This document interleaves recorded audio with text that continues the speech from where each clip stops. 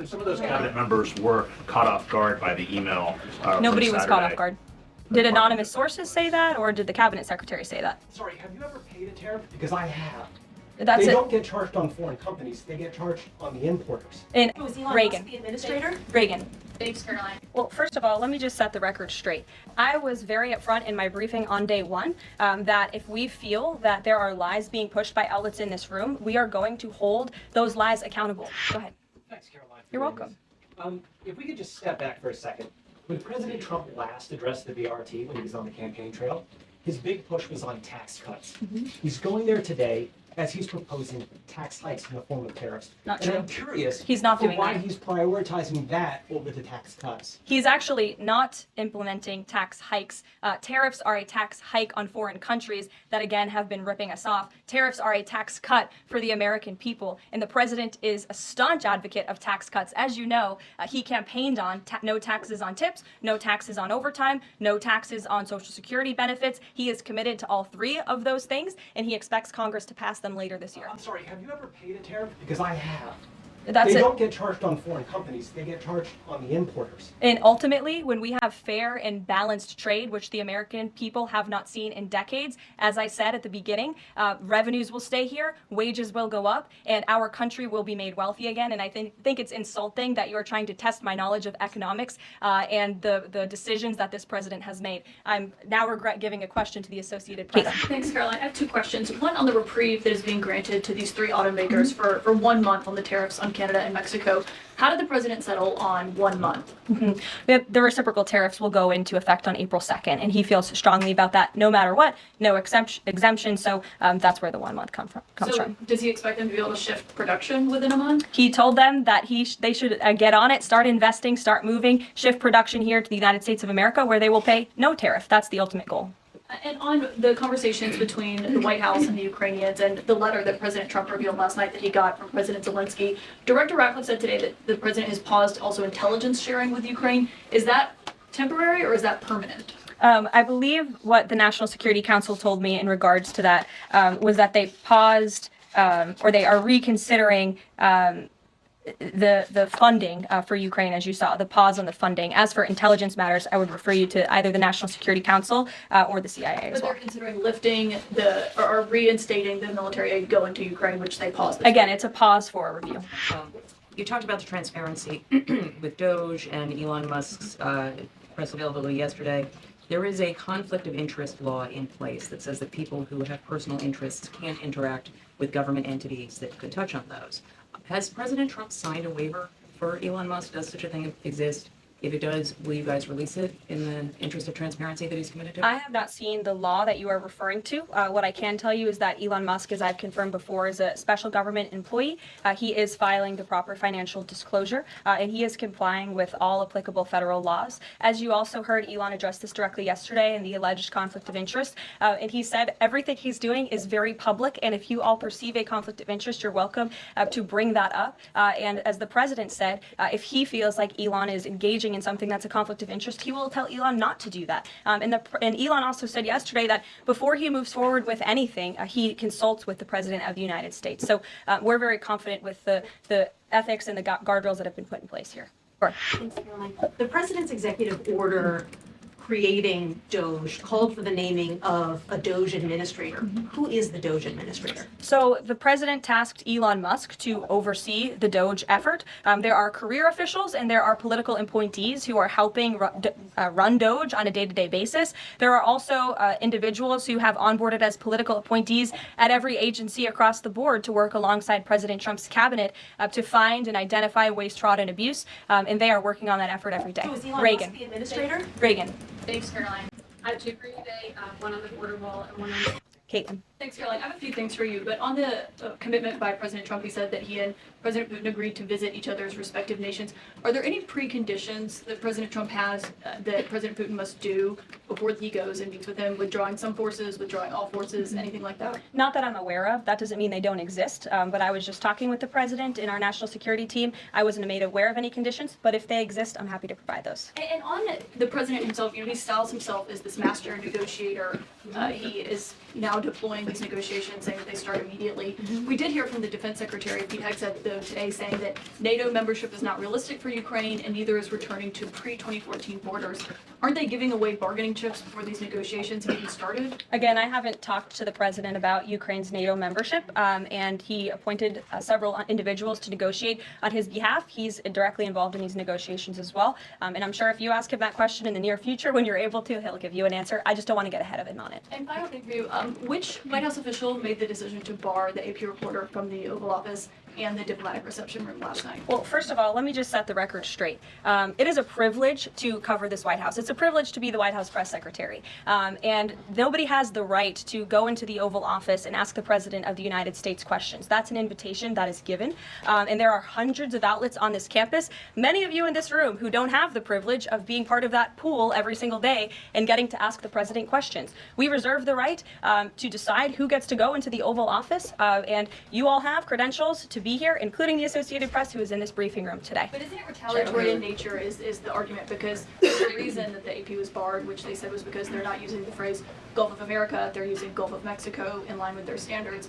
And so the question here is this setting a precedent that this White House will retaliate against reporters who don't use the language that you guys believe reporters should use? And how does that align with the First Amendment commitment that you were just talking about? I was very upfront in my briefing on day one that if we feel that there are lies being pushed by outlets in this room, we are going to hold those lies accountable. And it is a fact that the body of water off the coast of Louisiana is called the Gulf of America. And I'm not sure why news outlets don't want to call it that, but that is what it is. The Secretary of Interior has made that the official designation in the geographical identification name server, and Apple has recognized that, Google has recognized that. Pretty much every other outlet in this room has recognized that body of water as the Gulf of America, and it's very important to this administration that we get that right, not just for people here at home, but also for the rest of the world. Thanks a lot, Karoline. Since your last briefing, there have been some personnel moves that have been announced by the president, and I wanted to ask you about them. One was the president replacing the chairman of the Joint Chiefs of Staff, General C.Q. Brown Jr.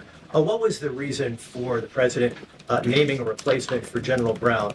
And then I'll follow up with another personnel announcement that's been made over the last few days. He thinks he's doing a bad job, and it's time for a shakeup at the Pentagon. They failed 7 audits in a row.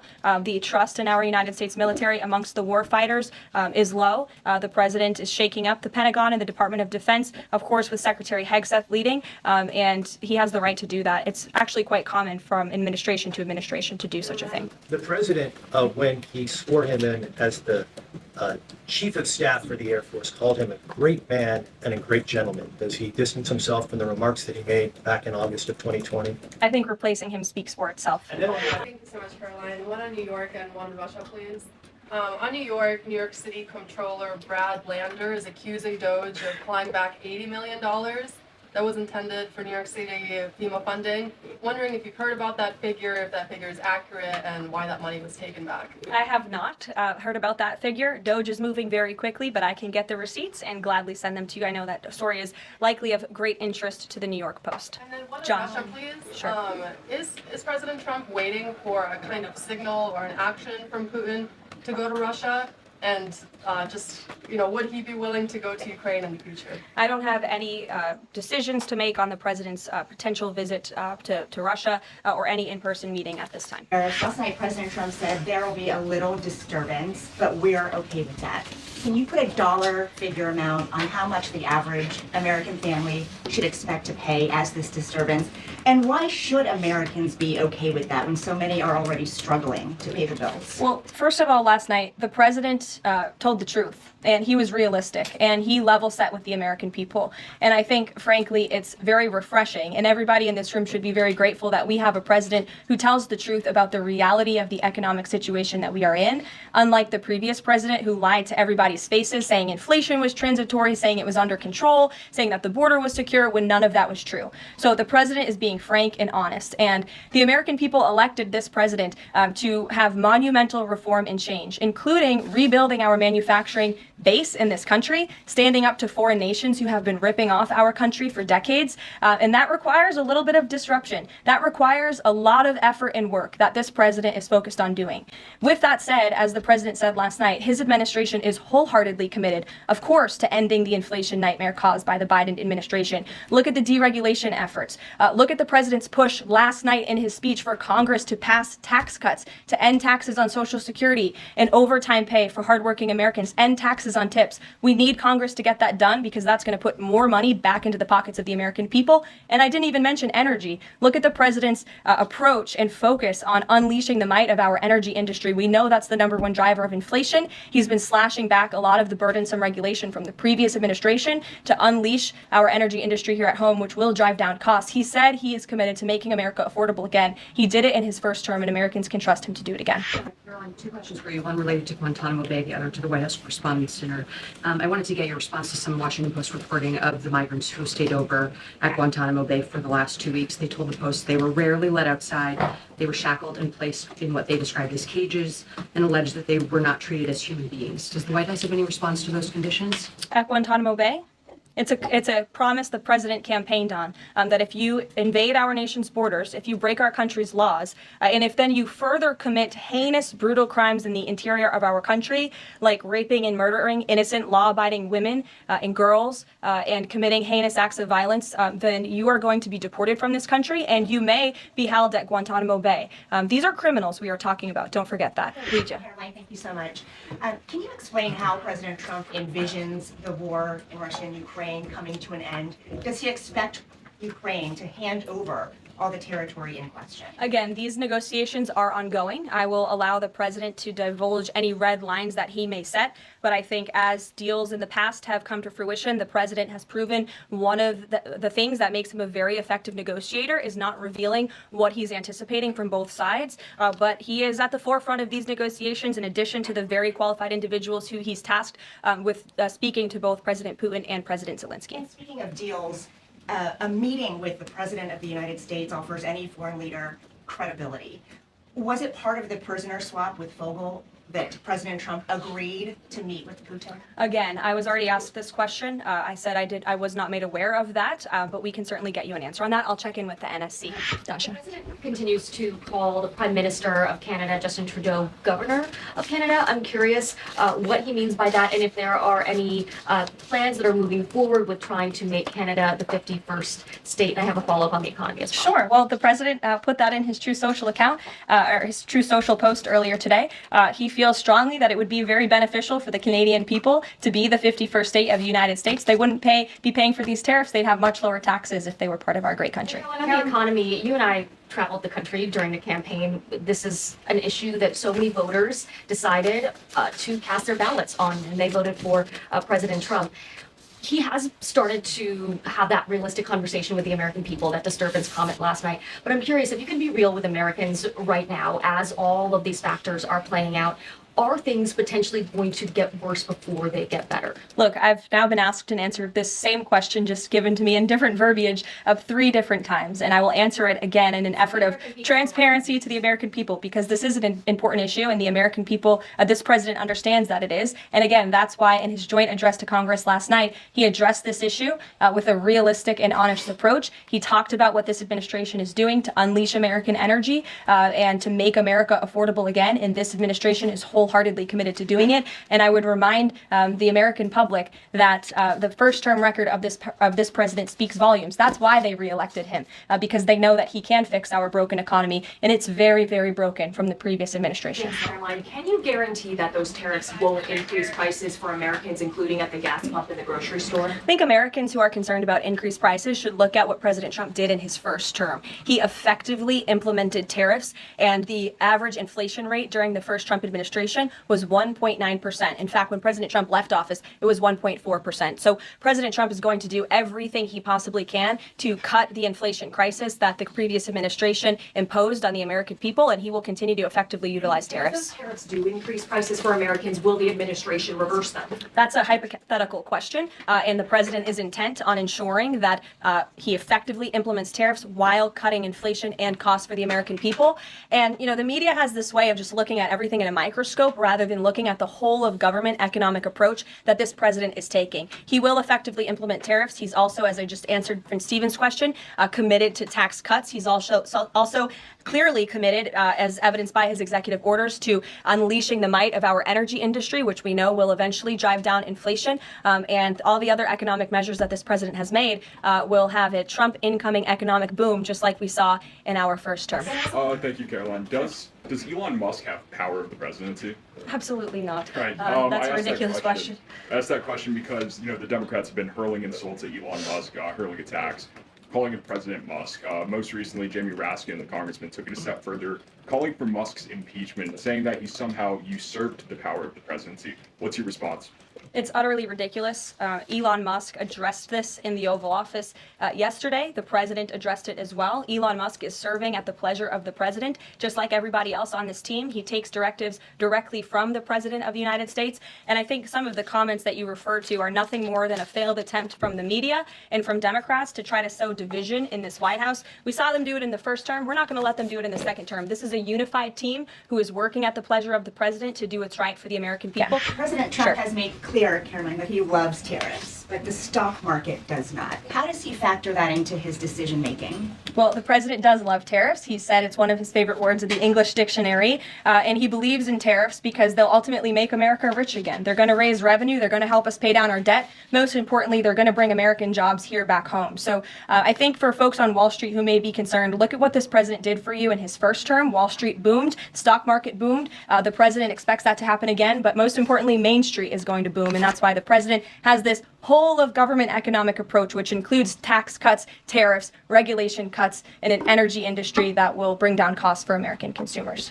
Justin Trudeau, the Canadian Prime Minister, said today that if the U.S. imposes tariffs, he will respond and he will not relent until the tariffs are removed. Are we seeing the start of the trade war with Canada? I don't think so. I think the president is going to implement those tariffs tomorrow, and he will respond to Mr. Trudeau's comments in due time, I am sure. What kind of things have to happen? What does the administration need to see in order to avoid those tariffs? Well, the tariffs are incoming tomorrow on Canada. And the reason for that is because both Canada and Mexico have allowed an unprecedented invasion of illegal fentanyl that is killing American citizens and also illegal immigrants into our country. In fact, I have more language for you right here. Canada, Mexico, and China, which, as I mentioned, President Trump will implement a 10% tariff on China, have all enabled illegal drugs to pour into America. The amount of fentanyl that has been seized at the southern border in the last 2 years alone has the potential to kill tens of millions of Americans. And so the president is intent on doing this. And I think Justin Trudeau would be wise to talk to President Trump directly before pushing outlandish comments like that to the media.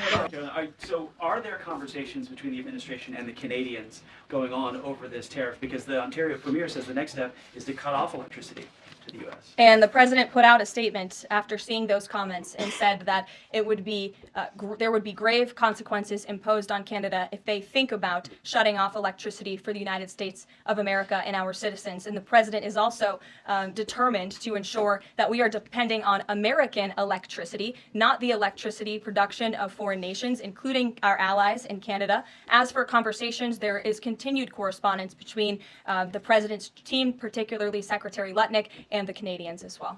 Some of those cabinet members were caught off guard by the email. Nobody was caught off guard. A few departments said they were caught off guard. The FBI was, the DOJ was. Did anonymous sources say that, or did the cabinet secretary say that? The cabinet secretaries and others have said that they were not aware that this was happening. So I'm wondering, will there be a give and take tomorrow at the cabinet meeting? Is Elon Musk or the president open to any type of dialogue about who is actually in charge of the chain of command of these workers? I would reject the premise of your question, Jeff. The cabinet secretaries have not said that. I know anonymous sources, probably career bureaucrats, have leaked that to many of you in this room. But as I said at the beginning of this press conference, everybody is working as one team, and the president respects the decisions of his cabinet secretaries to tell his staff, their staff, not to respond to that email because they did so out of interests of national security, and they don't want to obviously risk confidential information. It's pretty common sense. Josh. Markets. We've seen this decline yesterday. We see it today as well. It seems that the read on the president's policies is one in which they do not have confidence in his trade tariffs policy.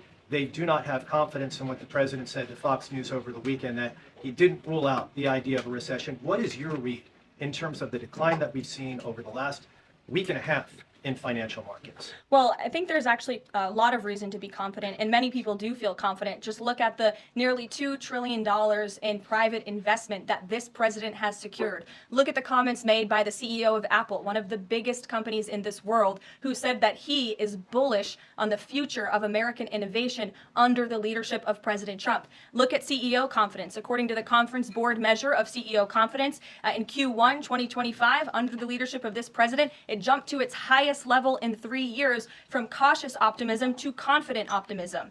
If you, again, look at the $2 trillion in investments from some of the biggest companies in the world, look at the jobs report last Friday, as I also cited in my opening remarks. Fox Business reported that Trump sees a manufacturing boom in first full jobs report of his second term. Look at the auto jobs that have already poured back into America. We added 9,000 new auto jobs. Those are sticky jobs. Those are good paying jobs. That's 9,000 American families who will now be able to live the American dream because of the policies of this administration. You also look at small business optimism. The NFIB put out a report this morning. Small business optimism continues to be far higher than it ever was under the previous administration. There's a lot of reason to be optimistic. And again, the American people, CEOs and people on Wall Street and on Main Street should bet on this president. He is a deal maker, he is a businessman, and he's doing what's right for our country. He wants to restore wealth to the United States of America. Sure. Great, thanks, Karoline. I wanted to ask about a federal judge yesterday was saying that they didn't know who the Doge administrator was and was asking the lawyer for the administration who it was, and the lawyer responded, "I don't know the answer to that. Can you tell us who the administrator of Doge is?" Again, I've been asked and answered this question. Elon Musk is overseeing Doge. No, Elon Musk is a special government employee, which I've also been asked and have answered that question as well. There are career officials at Doge. There are political appointees at Doge. I'm not going to reveal the name of that individual from this podium. I'm happy to follow up and provide that to you. But we've been incredibly transparent about the way that Doge is working. Elena. Thank you. I wanted to ask you about some comments Elon Musk made yesterday. He said that there is $500 to $700 billion in waste and fraud and entitlement spending. He called it, quote, the big one to eliminate. Earlier this month, he also referred to Social Security as a Ponzi scheme. Should Americans expect changes, big changes, to Social Security and Medicare? President Trump has been unequivocally clear on this. He is going to protect Social Security and Medicare benefits, Medicaid, for hardworking Americans who paid into these entitlement programs and deserve those hard-earned benefits. And unfortunately, the mainstream media has taken Mr. Musk out of context. I saw a Bloomberg headline that our team actually worked on getting updated and fixed because it was so wrong, and it took Mr. Musk out of context. What he was specifically referring to cutting was the waste and the fraud and abuse that does exist in these programs. According to an IG report from the Social Security Administration, there's more than $70 billion of fraud in the Social Security program alone that we know of. And so the president will continue to protect these programs for hardworking Americans, and actually cutting the waste, fraud, and abuse out of these programs will protect it for hardworking Americans. But respectfully, he said around $500 to $700 billion. There was no evidence to claim that. And also, if that is the case, that would represent more than a third of what Social Security paid out last year, maybe 20% of Social Security and Medicare. Again, if you read his full quote, he said, "We think." So it's an estimate based on what he's seen. He's not saying definitively. He's saying that's what Doge suspects and thinks. And that's exactly why Doge was created, to ensure that we are investigating the fraudulent spending, the wasteful abuse across our federal government. And I would remind everybody in this room that 77% of the American people support this effort by Elon Musk and Doge to identify such waste, fraud, and abuse. Are all those things you just mentioned fraud, or are they waste, or are they just contrary to the president's policies? I would argue that all of these things are fraudulent, they are wasteful, and they are an abuse of the American taxpayer's dollar. This is not what the government should be spending money on. It's contrary to the president's priorities and agenda. And again, we can continue to provide you the receipts for all of the fraud, waste, and abuse. And if anybody in here wants to argue that the federal government is not fraudulent in some capacity, be my guest, because I think the American people watching at home would beg to differ. Musk has obviously been doing a lot of work. He's been working every day, and a lot of the time weekends. He is designated as a special government employee, which means that he can only work 130 days per year. Is the White House expecting him to limit his work to 130 days, or are you going to work around those rules? Do you want to see him extend beyond the 130 So today is February 25th, so I think we've been here about 35 days, roughly. So ask me in another 100 days.